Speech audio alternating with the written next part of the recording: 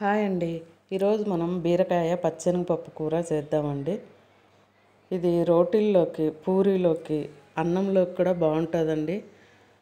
దాదాపుగా అన్నిట్లోకి ఇది చాలా రుచిగా ఉంటుందండి. పిల్లలు కూడా ఇష్టంగా తింటారు. శనగపప్పు ఉంటుంది కాబట్టి. ముందుగా మనము బీరకాయలన్నిటినీ ముక్కలుగా కట్ చేసుకోవాలండి. బాగా క్లీన్ చేసేసుకొని దాని మీద ఉన్న పీల్ తీసేసి చిన్న ముక్కలుగా కట్ చేసుకోవాలి. ఈ బీరకాయ పొట్టుతో పచ్చడి కూడా చేసుకోవచ్చు, చాలా బాగుంటుంది. అది ఇంకోసారి ఎప్పుడన్నా చూపిస్తా అండి.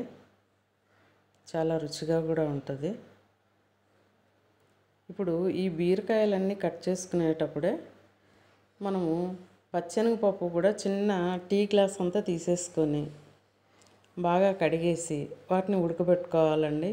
ఇప్పుడు నేను చేస్తున్నది కడాయిలో కాబట్టి పక్కన ఉడకబెట్టుకోవడం మంచిదండి. కుక్కర్లో అయితే డైరెక్ట్గా కడిగి వేసుకోవచ్చు.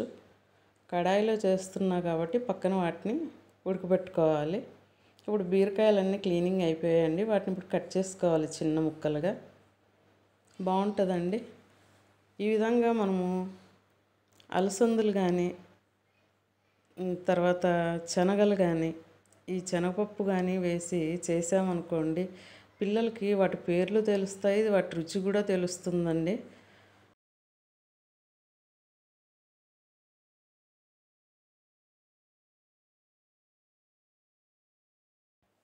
కొన్ని రకాల వెజిటేబుల్స్లో ఈ విధంగా గింజలన్నిటినీ కొన్నిటిని మిక్స్ చేసి చేసామనుకోండి, కూర టేస్ట్ కూడా పెరుగుతుంది. కొంచెం ఎక్కువగానే తినేస్తామండి. మనం ఈ విధంగా కూడా పిల్లలకి అలవాటు చేయొచ్చు. బీరకాయలన్నీ అలా కట్ చేసుకున్నాకండి, ఇప్పుడు మనం కడాయిలో నూనె పెట్టేసి వేడి చేసుకోవాలి. ఒక 3 ఆనియన్స్, ఒక 2 టమాటాలు కట్ చేసి పెట్టుకున్నాం అనుకోండి రెడీగా, ఇంకా చకచకా చేసేసుకోవచ్చు. ముందుగా ఆయిల్ వేసేసుకున్నానండి. అది వేడెక్కాక కొంచెం జీలకర్రను, ఒక 1/2 స్పూన్ ఆవాలు వేసి అవి వేగాక ఆనియన్స్ కూడా వేసి వేయించుకోవాలి. ఈ ఆనియన్స్ వేగుతున్నప్పుడు మనం కొంచెం పసుపు వేసి వేయించుకోవాలండి. సాల్ట్, పసుపు. చూడండి, ఇక్కడ నేను పచ్చెనగపప్పును బాగా కడిగేసి స్టవ్ మీద పెడుతున్నానండి ఉడకబెట్టడానికి. ఎందుకంటే కొంచెం త్వరగా అయిపోతుంది అనమాట. డైరెక్ట్ కూడా వేసుకోవచ్చు, కొంచెం లేట్ అవుతుందండి. ఈ ఆనియన్స్ వేగాక కొంచెం పసుపు, తర్వాత ఉప్పు, ఈ రెండింటిని వేసి బాగా వేయించుకోవాలండి.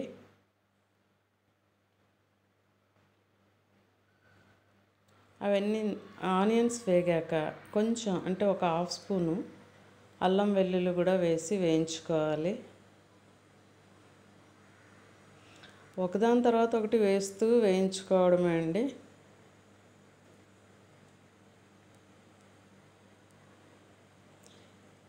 అల్లం వేగిపోయాక మనము బీరకాయ ముక్కలను కట్ చేసి పెట్టుకున్నాం కదా, వాటిని కూడా వేసేయాలండి. వేసి అంత పైకి కిందకి బాగా కలిపేసి ఒక 2 నిమిషాలు మూత పెట్టేయాలి.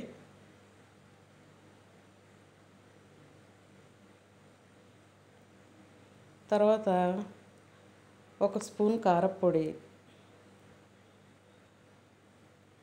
ఒక స్పూన్ ధనియా పొడి వేసేసుకోవాలి.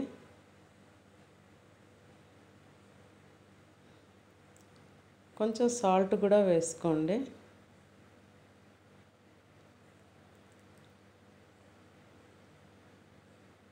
అన్నిటినీ బాగా మిక్స్ చేసి మరొక 2 నిమిషాలు మూత పెట్టాలండి.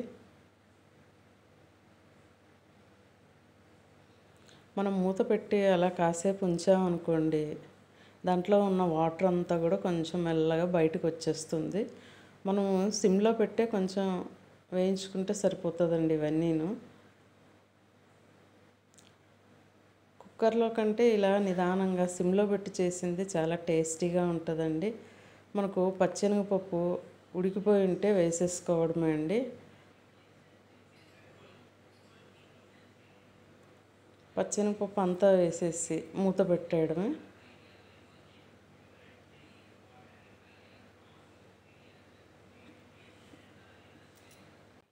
మధ్య మధ్యలో మూత తీసి కదుపుతూ మరొకసారి మూత పెట్టేసి కొంచెం ఒక 2 సార్లు అలా చేసేసి తర్వాత మనం కట్ చేసి పెట్టుకున్న టమాటో ముక్కలు కూడా వేసేసి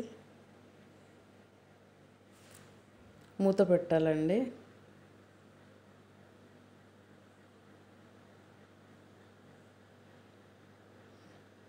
ఒక 2 నిమిషాల తర్వాత తీసేసి వాటన్నిటిని బాగా పైకి కిందికి కదిపేసి దానికి సరిపోయేంత వాటర్ వేసేసి మరి మూత పెట్టేసేయాలి.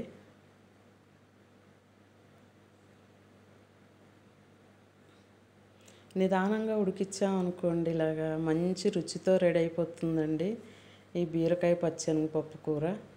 దానికి తగినంత వాటర్ వేసేసుకోండి, బాగుంటుంది. గ్రేవీ కావాలి అనుకున్న వాళ్ళు మాత్రం ఒక 2 స్పూన్లు పల్లీల పొడి వేసేయండి, బాగా గ్రేవీగా వస్తుంది. లేదు అనుకుంటే ఇక్కడితోనే బాగా టేస్టీగా వస్తుందండి. ఒకసారి ట్రై చేయండి.